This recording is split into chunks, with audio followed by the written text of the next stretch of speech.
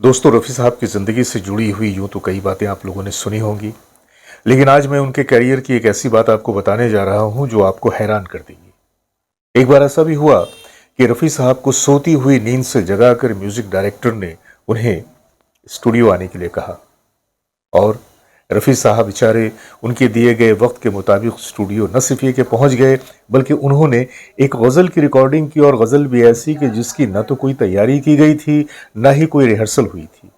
लेकिन ऐसा क्यों हुआ और कौन सी थी वो गज़ल या कौन सी थी वो फिल्म जिसके लिए रफ़ी साहब को सोती हुई नींद से जगाकर ये कहा गया कि आप स्टूडियो आ जाइए।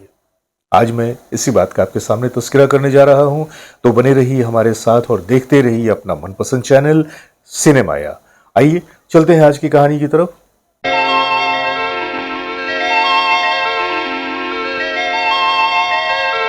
अपने सभी दोस्तों की सेवा में मैं जावेद नसीम अपना आदाब, सलाम, नमस्कार और सत श्री अकाल पेश करता हूं।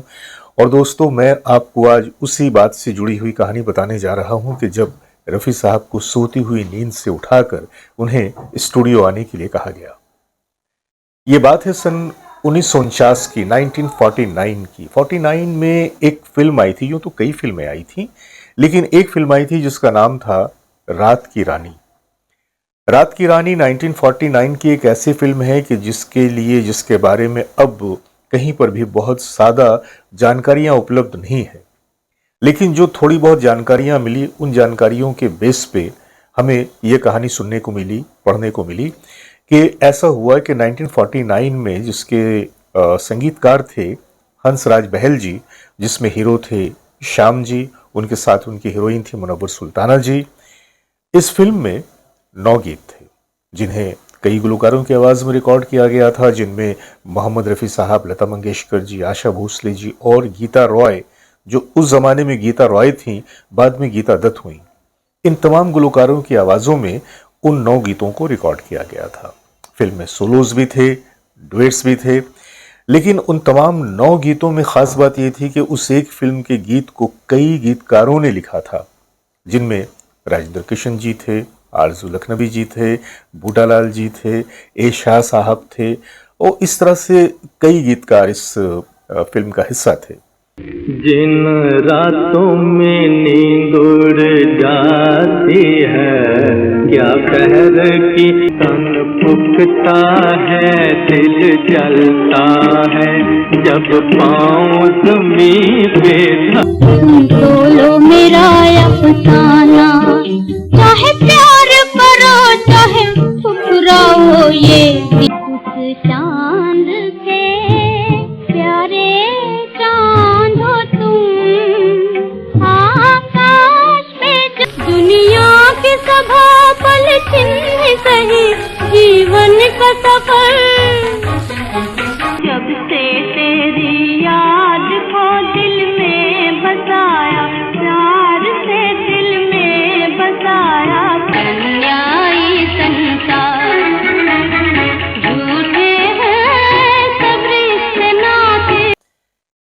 इस फिल्म में यूं तो जो गीत थे वो बड़े ही शानदार थे और गर्चे इस फिल्म की बहुत सारी जानकारियां हमारे पास उपलब्ध तो नहीं है, लेकिन वो संगीत आज भी लोगों के जहनों में जिंदा है। ख़ास तौर से वो हमारे सीनियर्स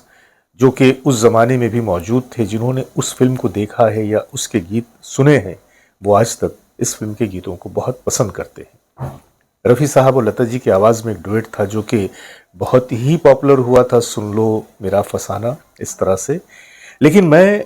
आज आपको एक दूसरी बात बताने जा रहा हूँ।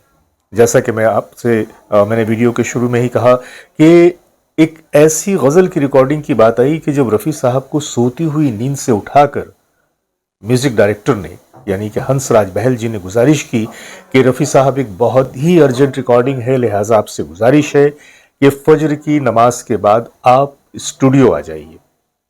अब भला बताइए क्या गुजरी होगी उन पे कि कोई कच्ची नींद में उन्हें जगा कर कहे कि साहब उठिए और सुनिए, फजर की नमाज के बाद आप स्टूडियो आ जाइएगा, बड़ी अर्जेंट रिकॉर्डिंग है। लेकिन रफ़ी साहब तो रफ़ी साहब थे,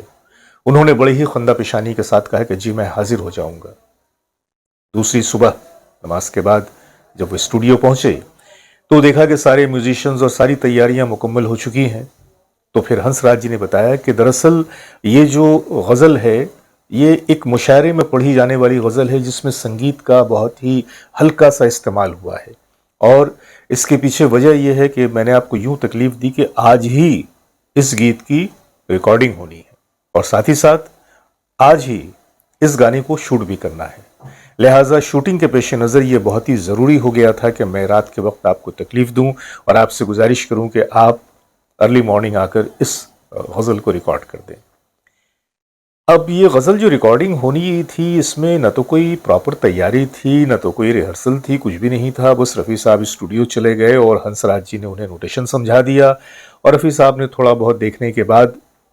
उस गीत को रिकॉर्डिंग करने का अपना इरादा कर लिया और उसे सुबह के 7 बजते बजते रिकॉर्ड भी कर दिया।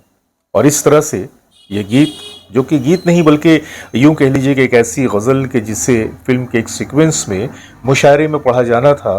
और मुशायरे में पढ़े जाने के लिए रफ़ी साहब से बेहतर आवाज़ और कौन सी हो सकती थी। हालांकि कहा जाता है कि हंसराज बहल जी ने इस गज़ल को पहले मुकेश जी की आवाज़ में रिकॉर्ड तो करवाया था, लेकिन जब उन्होंने उसका आउटकम सुना तो एज अ म्यूज़िक डायरेक्टर उन्हें वो कुछ जचा नहीं। उन्हें लगा कि इसमें बहुत सारी ऐसी जगहें हैं कि जिसे और भी ज़्यादा डेवलप किया जा सकता है और फिर उन्होंने ये फैसला किया कि इस गज़ल को मोहम्मद रफ़ी साहब की आवाज़ में ही रिकॉर्ड किया जाए। जिन रातों में नींद उड़ जाती है, क्या जब वो नहीं होते पहलू में और लंबी